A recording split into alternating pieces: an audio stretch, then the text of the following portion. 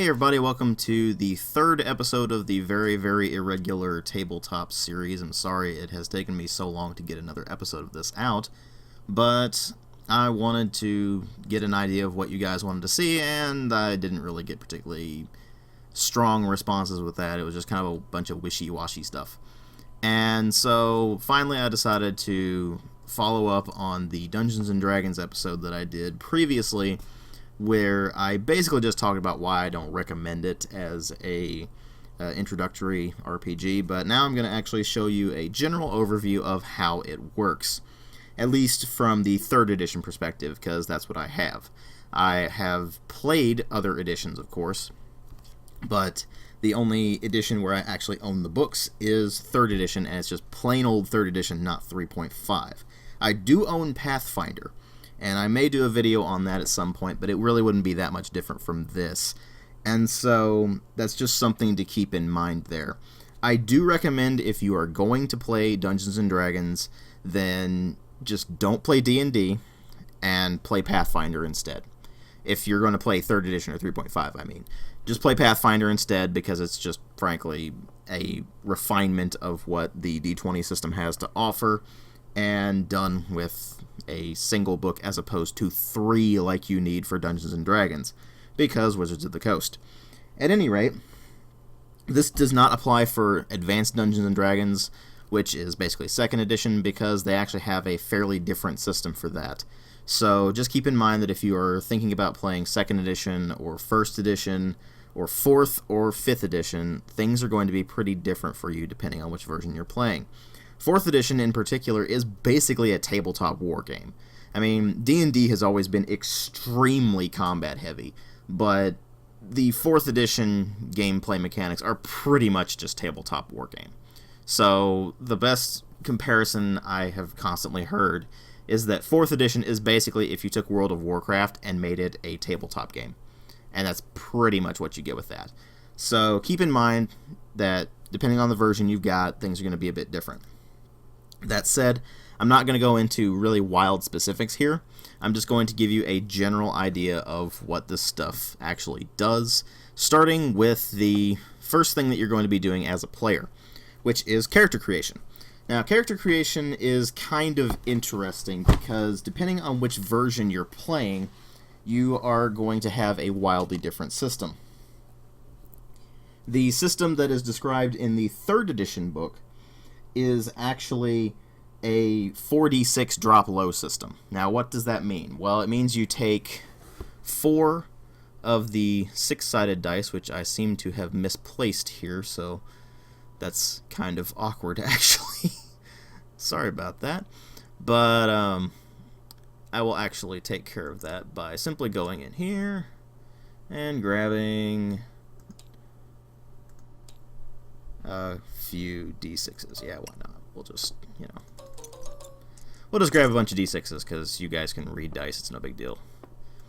But you're going to take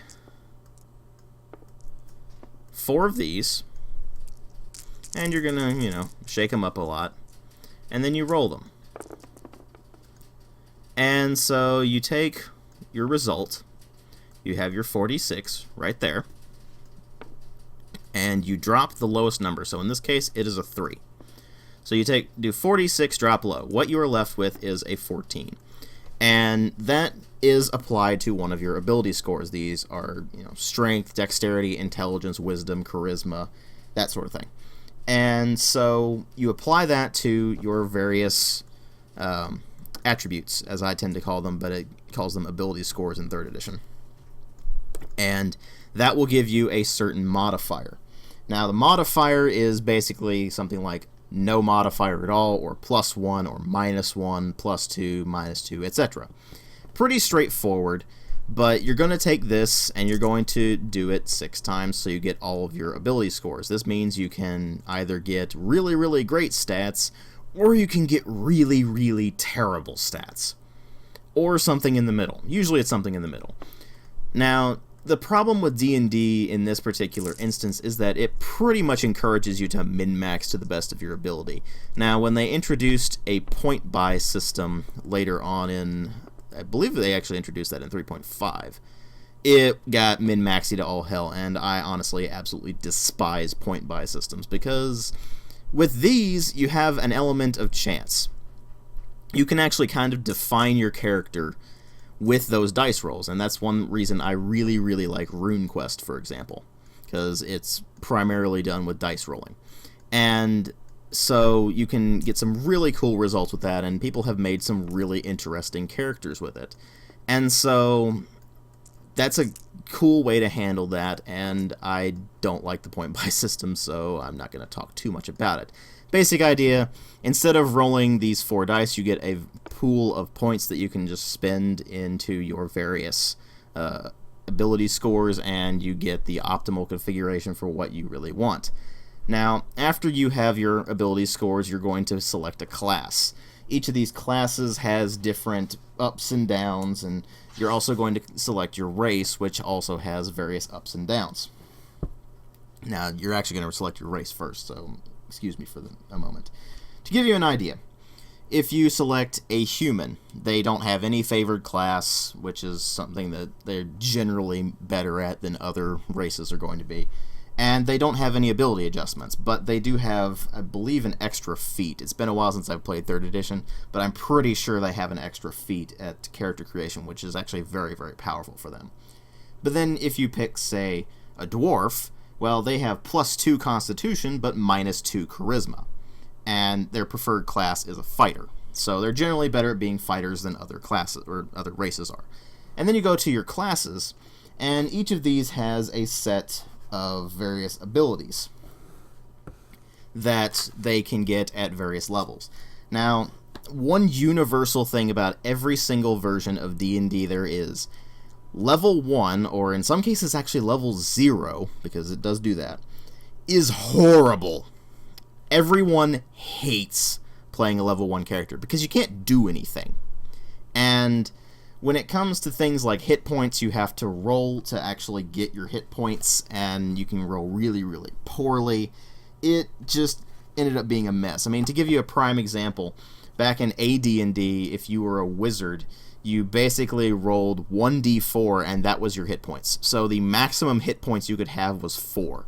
That meant you were squishy beyond belief. Not quite as much in 3rd edition. And so they did kind of balance things out a bit more in 3rd edition, which is why it's generally the more preferred version of the game to play, unless you're just set in your ways with the older editions, or you are one of the newer players who wants something more balanced like 5th edition. But I'll get to that in a moment.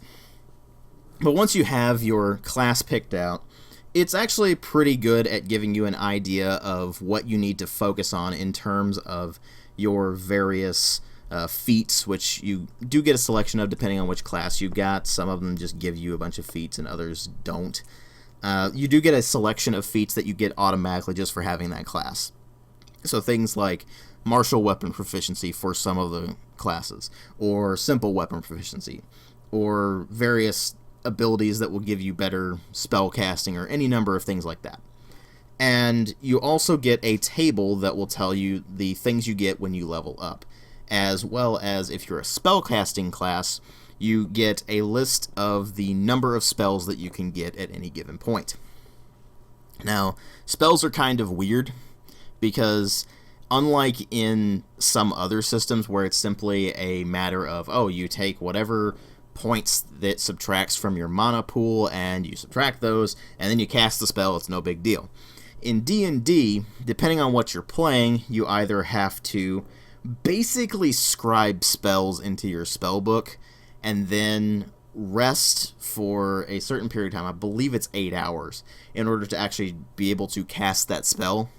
And if you are a cleric or you cast divine spells, you have to pray for them or rest for them. I can't remember exactly what it was, because I very rarely play classes like that. But the point being that you can't just cast those spells willy-nilly. You have a very limited supply of them, and so you need to be aware of what you're doing with that. If you're a fighter or a ranger or something like that, you don't need to worry about that. You can just use any of your abilities whenever you want, really, as long as there aren't any restrictions placed on them. So Some of them might be a once per encounter kind of thing, but very, very rarely are you going to see anything like that. Now, there are some weird rules with classing in the various versions of D&D. Multi-classing is pretty straightforward. In 3rd edition and 3.5, you basically just start with a certain class, and then after a while you can just choose to stick a level into another class, and you can get abilities in that, and you can kind of go back and forth as you wish. Eventually you can get access to prestige classes as long as you meet the various requirements for them. So, for example, one might have a certain requirement for your base attack bonus, which is a passive thing that you get with your various ability scores and such like that. It's just kind of something you add to your attack rolls, which I'll get to in a moment. But some classes might require you to have a certain value in that, and so you'll work toward having that particular base attack value, and if you fulfill the other requirements as well, you can be that prestige class.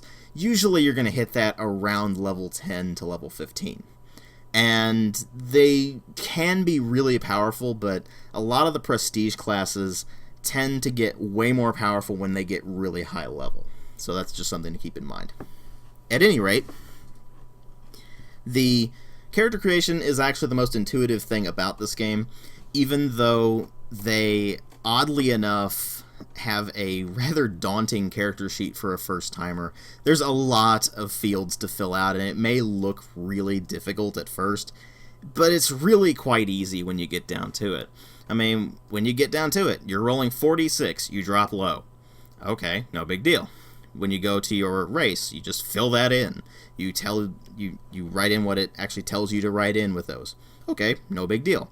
With regards to your class, at level 1, you just write in what it tells you to write in, and if you have a feat to select, you go to the Feats section of the book, and you pick the one that you want to have, as long as it fits in with what you got. And, again, no big deal. You write all this down on your character sheet. And when it comes to skills, you get a certain number of points to put into them as you actually wish, and that will give you actual bonuses to when you actually roll for those skills. So, for example, if you have +2 to hide, you would take your die, you would roll it for the hide check, and then you add whatever your bonuses are to it, and that's your result. If you beat the DC, which is the difficulty count, or difficulty check, I can't remember exact terminology for it, but regardless, it's called a DC, and it's just the target number you have to beat. It's the difficulty number. And so if you beat that, well, guess what? You succeeded the roll. If you didn't beat it, you failed the roll. Very simple and straightforward when you really get down to it. But it is kind of gamey when you get down to it because of all the modifiers you're having to throw in. But that's more problematic when you get to the actual combat, which I will get to in a moment. At one point, you have to select your equipment. You're given a starting allotment of gold pieces that you can spend on equipment, and it is advisable to do more than simply go for the various weapons and armor and get the best that you can get. Get something that fits really well with what you're doing, and use the rest of your funds to get things you actually might need on your adventure, like rope. Yes, never have a party that doesn't have rope. You will always need it at some point for something, and so on and so forth. But it's, again, a pretty straightforward system in that regard. And once you get past the character creation phase of things, which once you get through your equipment is pretty much it, and you have your character the way you want them to be, then you move on into the actual gameplay, which is fairly straightforward. Now, when it comes to the actual role-playing bits, that's not something I'm going to cover in this specific episode. You try to make your character your own. What you're trying to do is actually play a character, not play yourself playing the character, if that makes sense. So, take for example this fighter miniature here. Think that you are that character, not that it is representing of your avatar in this world, and that you are just acting as a player. That is the best advice I can really give you when it comes to trying to roleplay. Unfortunately, it's not really something you can just immediately pick up on. If you're good at it, then it probably is a result of you just practicing it for a while. Because first-timers are always going to have a more difficult time when you get down to it. A lot of first-timers, in my experience, have gotten into an RPG, and they are just stuttering over their words. They're having a hard time actually getting into the role. So, for example, this fighter might be Sir Valiant the Brave, and instead of being brave and valiant, you just go, I move forward and hit him. And so, you do that. Okay. Roll the dice. Yay. But that's not really what role-playing is about, and that's something that D&D does a very, very poor job of actually showing in the books. It basically just shows a bunch of players playing a tabletop board game when you get down to it. So this is something that you may have trouble with if you are a new player, and particularly if you're a new group. Because if you're an experienced group, then you're not going to have as much of a problem with this. But new players probably will need to actually adjust to the idea of actually playing a character instead of playing themselves playing the character. Again, it sounds weird, but you will get used to it over time. I may do a separate video entirely just talking about actual role-playing. At any rate, when you get into the actual game itself, things progress pretty straightforward if you are the player. You just do whatever your character would do. So if you're a thief character, for example, you would do a lot of sneaking around, you would look for traps, you would try to pick locks and things like that, and you might make a snarky comment or two, because thieves generally are the kind who are going to make snarky comments and generally be kind of roguish. So if you are getting into that role and you're having fun, what you're probably doing is rolling really well. Now, most things in Dungeons & Dragons use this die right here, the D20. Obviously, you have numbers on it from 1 to 20. Unlike what a lot of people will tell you, there is no such thing as a natural 1. It is actually a house rule that pretty much everybody actually brings up. Because what you have here on this side of the die, you may not be able to see it, so I'm going to zoom in here. This 20 here is called a nat 20, or natural 20. Basically, it's a critical. If you roll that, you're probably going to succeed unless, for some baffling reason, the target number was ludicrously high. And so, basically, you roll a 20, everything is gravy, and if you roll a 1, in a lot of tabletop groups, that is a critical failure. In the actual rules, there is no such thing as a critical failure. That is just a house rule that pretty much everybody uses, so just keep that in mind. But you're going to roll the die, and, oh hey, I rolled a 20. Well, here's what happens when you actually roll your dice. When you roll a skill check, it's basically going to be whatever the skill is. So you're going to take this roll here, and you're going to add your skill bonus, which is on your character sheet, to this roll. And if you beat the target number, the DC for that particular task, so let's say you're trying to pick a lock and the difficulty is 18. Well, you rolled a 20, so obviously you beat it, but even if it was more than 20, you probably would have beat it because if you're trying to pick a lock, and there's no doubt you're going to have a bonus to that particular skill, and that's going to send you over the 20 requirement. At any rate, you beat the target number, you succeed. You do not beat the target number, you fail. This is where things can get kind of interesting because depending on how sadistic your GM is, one of many things can happen. In one case, you might just fail. Not that big of a deal. If you rolled a 1 and your DM, or Dungeon Master, as it is known, really, really likes having the natural 1 rule, then basically you critically fail, something catastrophic happens. So if you're trying to disarm a trap, for example, it just triggers in your face. And if you roll something in between, maybe they'll be generous and just have you fail and you can try it again. Other times, not so much. Again, it depends on how sadistic your GM is. I tend to refer to them as GMs. In Dungeons & Dragons, they are specifically referred to as Dungeon Masters and DMs. So just keep that in mind. At any rate, so you roll your skill, you succeed or something, okay, whatever. Pretty straightforward. When things happen to you, you can often have to roll a saving throw. Now, what this is going to be is a thing that is on your character sheet depending on your various stats and such. And so you're going to roll your d20, and you're going to take whatever that is, and you're going to add whatever your bonuses to that particular saving throw are. If you beat the DC for that, or you beat the roll, or whatever it may well be that you're rolling against, then nothing really bad happens to you. But if you fail that roll, something bad happens to you. Maybe you get poisoned, maybe you get a disease, maybe you get hit with a spell that weakens you, any number of things like that. And so, saving throws are important. But when it comes to actual combat, things get a little bit more funky. So, I actually have to consult the rulebook on this because I just want to be exactly clear on what I am telling you people. So,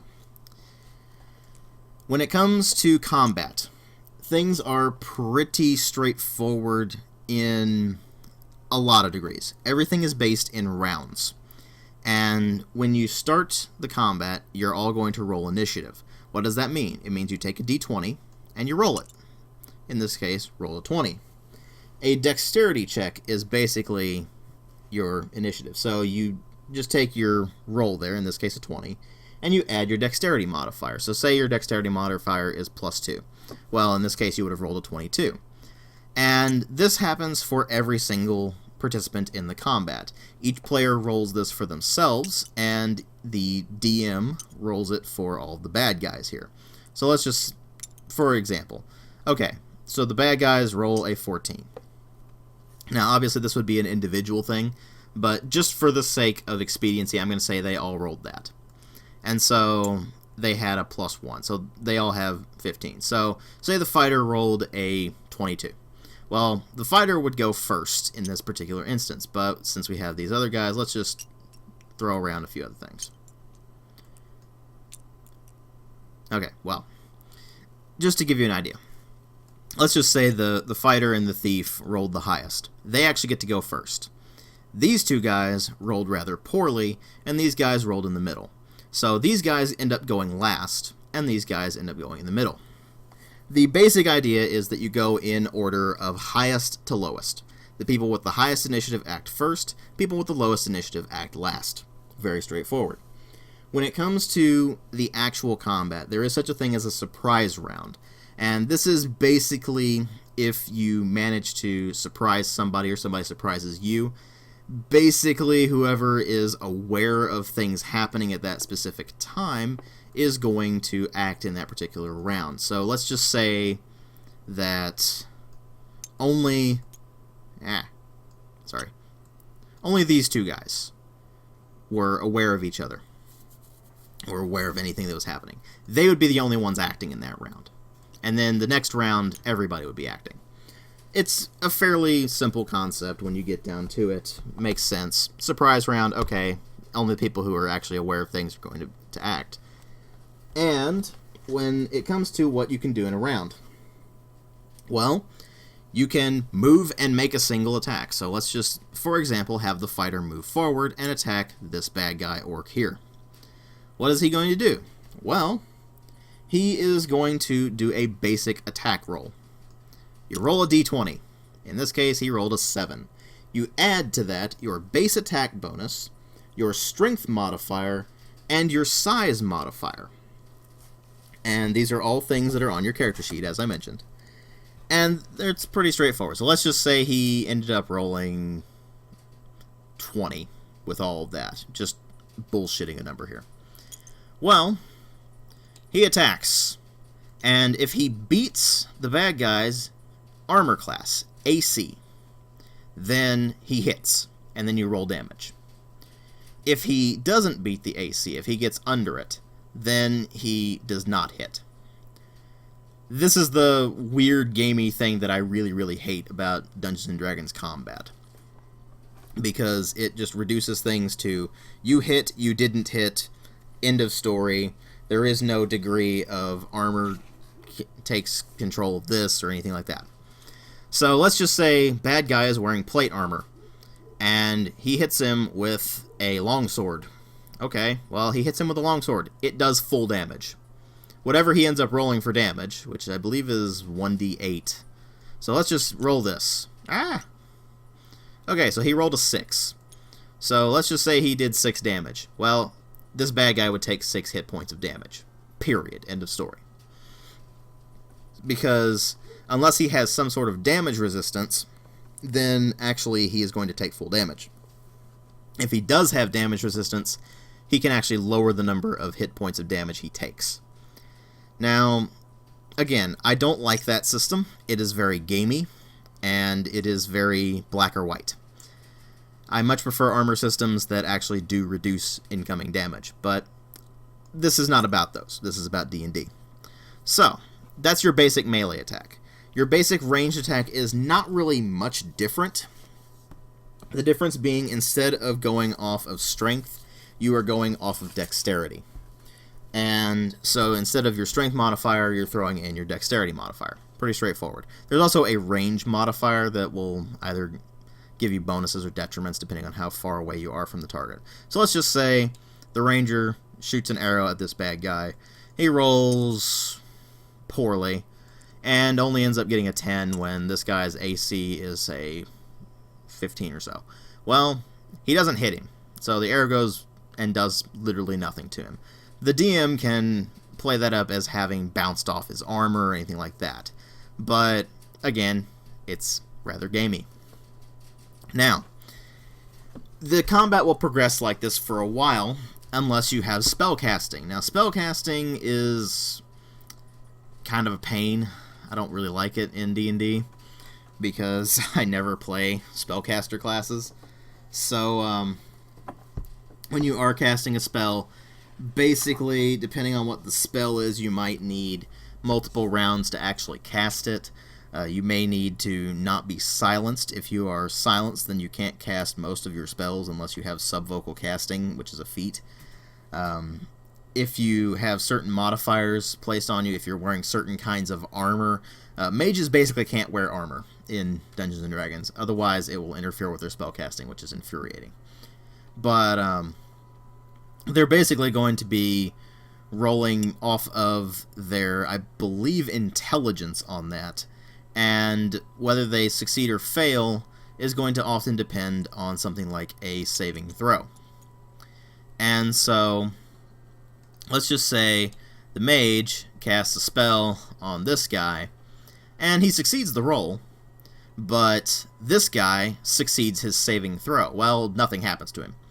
But in this particular case, if he casts a spell on him, he fails his saving throw, well, the spell takes full effect of whatever it may well be. Let's just say Magic Missile, which if I remember correctly is a d4 of damage depending on how many Magic Missiles you're casting. Because if you get higher level, then you actually send out more Magic Missiles at once. So he only does 1 damage. Woo! Mages at low levels are ridiculously underpowered in Dungeons & Dragons, by the way. It isn't until you're a good several levels in that you start getting access to spells that are actually worth using. But anyway, so spellcasting, not really something I'm going to cover too much here. As I mentioned, you need to rest for them. You need to make sure they're in your spell book. And if you are a cleric, then you need to basically pray for them, I believe. But again, it's been a while since I've actually played a cleric, so off the top of my head, I'm trying to remember things. I could go looking it up in the book, but it's probably kind of a pain to find in this rather big sea of text. But if I remember correctly, it's either you pray for them or you rest for them. Either way, you have a limited number of castings. And the rules are going to be the same either way. You're basically rolling a d20, you're adding all of your modifiers or subtracting modifiers if they do subtract things. And if you beat the target difficulty, then you succeed. Then the other thing has to make a saving throw if it's a negative spell against them. And if it's a positive spell, then you basically just, depending on what it is, you either roll to determine how many hit points you heal or what kind of bonuses it gives them and things like that. But let's just assume we go through the combat. All the bad guys end up dying horribly, mercilessly. And the heroes are victorious. So the thief goes over here, and he cracks open this chest here. Now, this is where the Dungeon Master Guide is going to come in handy. Pretty much everything I have told you up to this point is going to be from the player's perspective. This is where the DM comes in. There are 3 core books for Dungeons & Dragons. You have your Player's Handbook, which goes over pretty much all the rules you need to know. Then you have the Dungeon Master's Guide, which is mostly actually materials to help you develop a campaign, not actually anything you really necessarily need. It's more assistance. But it has in it some tables that you can roll on for various things. Now, I actually kind of like rolling for encounters. I kind of like rolling for random loot drops on occasion. But the actual way you roll this, assuming you want to actually roll on the table and not roll, or not just have a set thing in that chest. So you're going to go to your rewards tables. Let me mark this place here so I can go back to it in a moment. You're going to go to your rewards tables. And you are going to roll on one of the various tables. Now, depending on what you want them to have, you can, let's just say, roll for mundane items. This is just a mundane items table that you can roll on.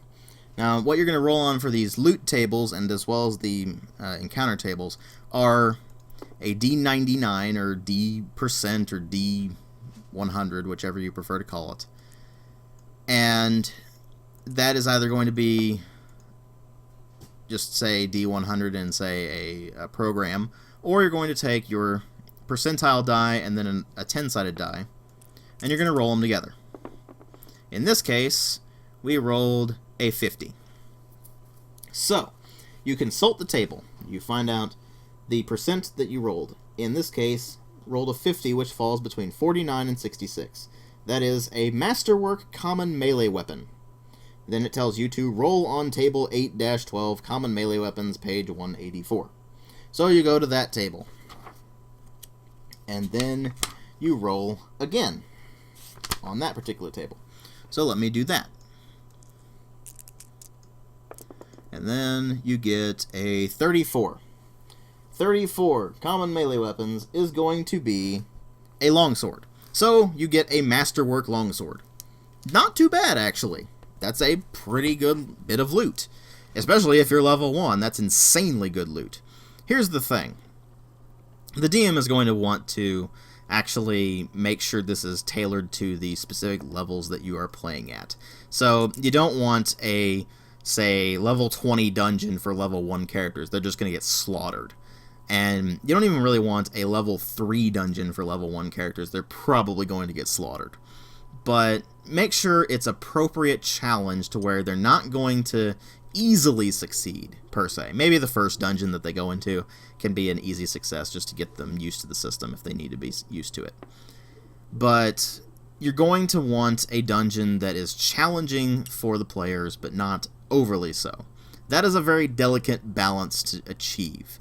You can either go the route of going way too easy on the players and making it way too easy, or you can go the Gary Gygax route and make it basically Tomb of Horrors, which is hilariously evil.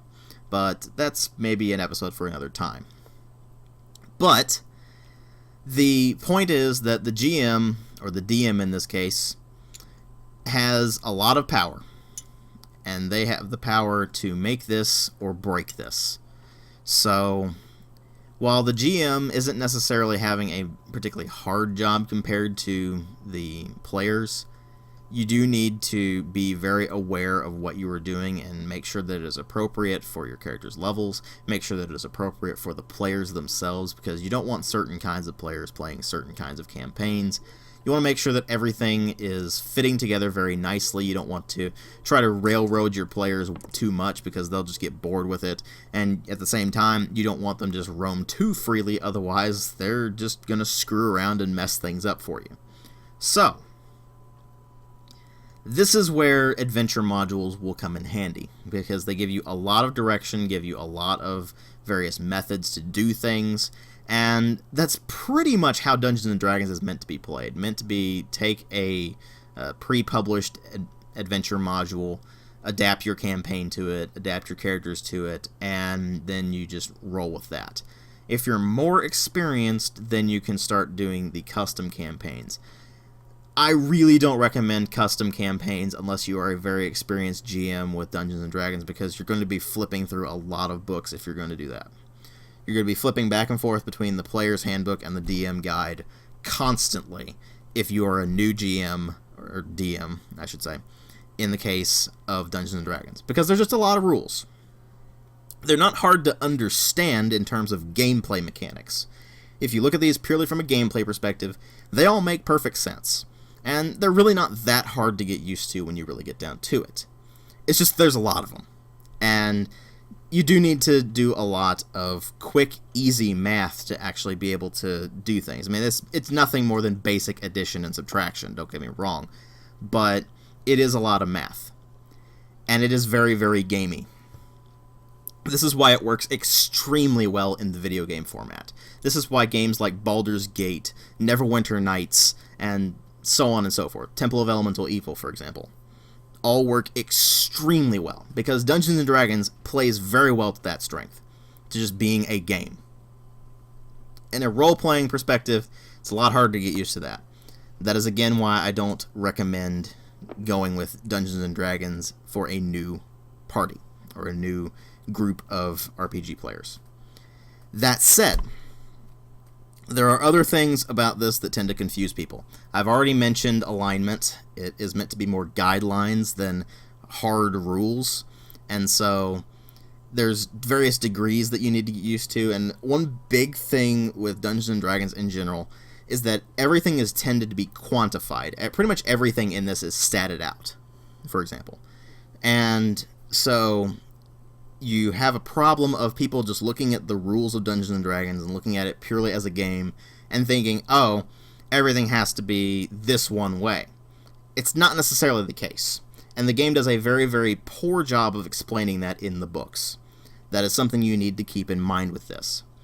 So, that's all I can really think of off the top of my head.